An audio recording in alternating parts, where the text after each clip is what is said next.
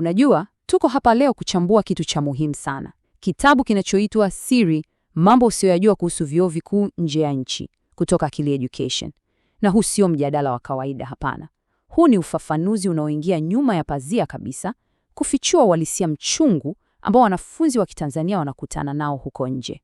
Kama umewahi kuwaza hata mara moja kumpeleka mtoto wako akasome kimataifa, basi huu uchambuzi uko hapa kukuokoa muda, kukuokoa pesa na kwa kweli kukuokoa na maumivu ya kichwa. Sasa hebu tuanzie hapa kwenye hii nukuu. Hakuna agent atakayekuambia mambo haya, bonge la sentensi, au sio? Na kiukweli kabisa, sio utani.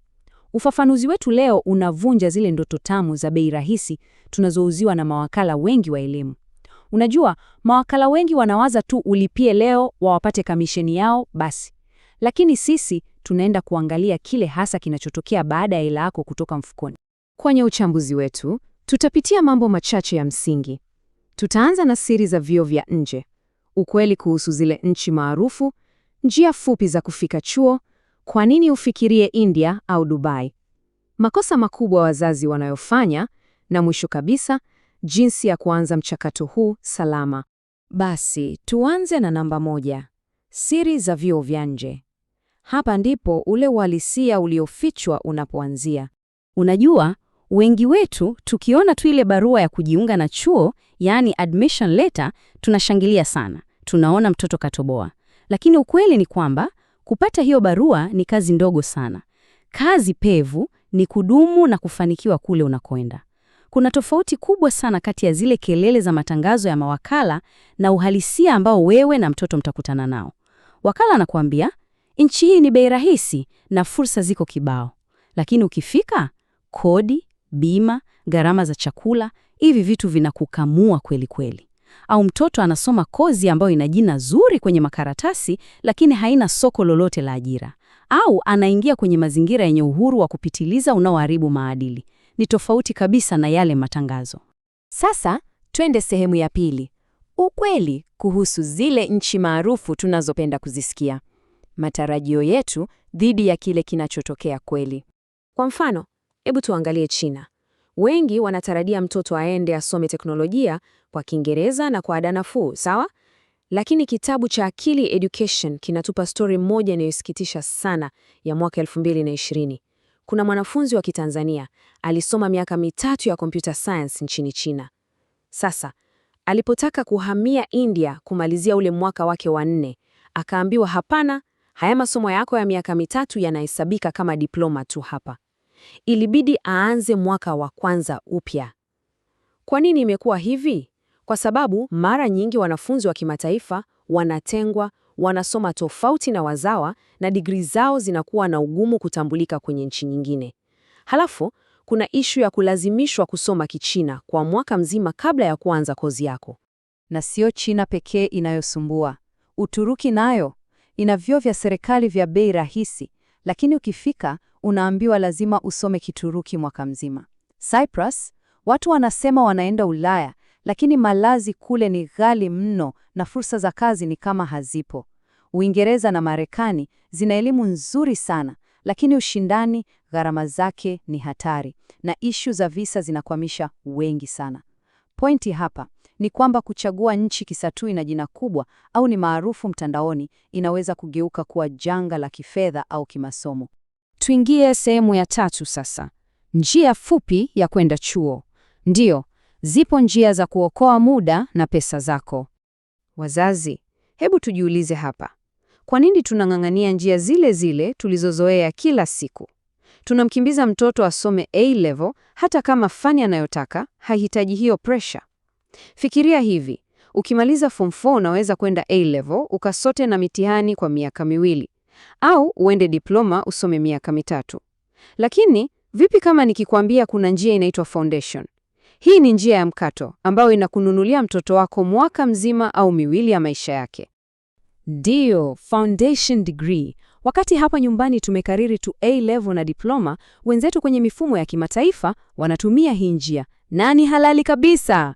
Hii ni program inayoandaa mtoto kwa mwaka mmoja tu, halafu anaingia moja kwa moja mwaka wa kwanza wa shahada ya kwanza, yani bachelor's. Inakuokoa miaka, Na ukiangalia kwa mfano Dubai, unaweza kusoma foundation kwa budget inayoanzia $17,000 hadi $20,000 hivi. Hili ni daraja la haraka zaidi na lenye tija. Hii inatuleta moja kwa moja kwenye sehemu yetu ya 4. Kwa nini India au Dubai? Kwa nini tunasisitiza hizi nchi kama chaguzi za kimkakati? Hebu fikiria namba hii, 89%. Hiyo ndio idadi ya wageni wanaoishi katika Falme za Kiarabu, yani UAE. Hii inamaanisha nini kwetu? Inamaanisha Dubai si mji uliojengwa na wazao.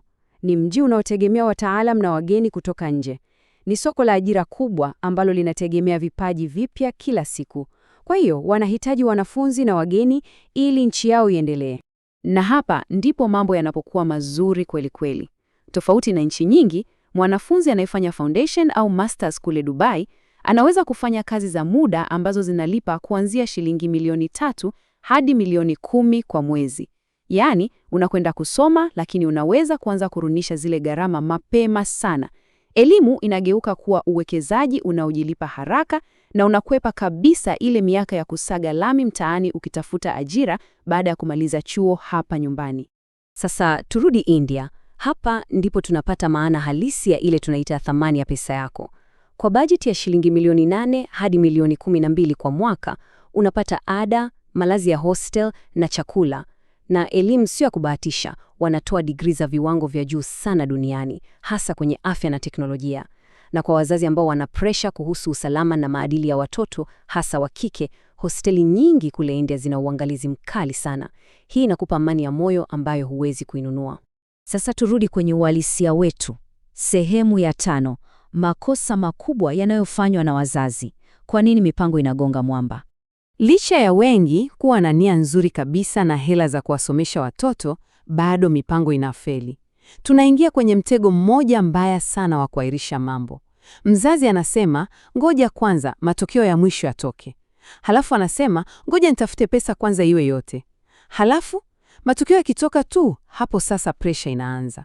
Unaanza kuhangaika kufanya maombi, unakuta kozi nzuri zimejaa, muda ushapita, unakosa visa, na mwishowe unampeleka mtoto kwenye chuo chochote kile kwa haraka. Huu mpango wa ngoja tuone ni hatari sana. Wazazi, ninaomba tuongee ukweli hapa. Hizi ndizo sababu zinazotuangusha. Uoga wa kumpeleka mtoto kwenye mazingira ambayo hatuyajui. Kusikiliza marafiki ambao hawajawahi hata kumpeleka mtoto nje na kuamini kila aina ya stori za mtandaoni. Lakini kubwa zaidi ni kukosa mpango kamili unaojumuisha zile gharama zilizofichwa. Tumieni taarifa tunazojadili leo kama ngao yenu. Zitakuepusha na kupoteza fedha na ule msongo wa mawazo usiokuwa wa lazima. Hatimaye, sehemu ya 6. Jinsi ya kuanza salama. Jinsi ya kuweka mpango unaofanya kazi. Sasa, badala ya kutegemea bahati nasibu, hapa kuna mkakati unaoeleweka na kutekelezeka kutoka Akili Education. Hatua ya kwanza, jiunge na grupu lao la WhatsApp. Ni shilingi 1,120 tu kwa mwaka mzima, lakini inakupa fursa kupata taarifa za scholarships mapema sana.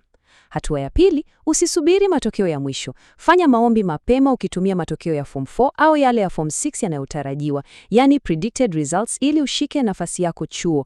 Na hatua ya tatu, panga kufanya maongezi ya kimkakati na wataalamu wao kwenye simu, ni bure kabisa. Hizi hatua zinakupa uhakika 100%. Na tunapofikia mwisho wa ufafanuzi wetu, nataka kukuacha na swali moja la msingi sana la kujiuliza. Je, wewe unataka mtoto wako apate tu chuo, yani awe na cheti na apige picha za kupost? Au unataka apate maisha, yani ujuzi unaozika, uzoefu wa kimataifa na uhakika wa ajira baada ya chuo? Usimtafutie tu ile barua ya kujiunga. Tumia hizi taarifa kupanga mustakabali wake mzima. Elimu ni uwekezaji mkubwa sana, na uwekezaji wowote makini unahitaji taarifa sahihi. Tutaonana wakati mwingine.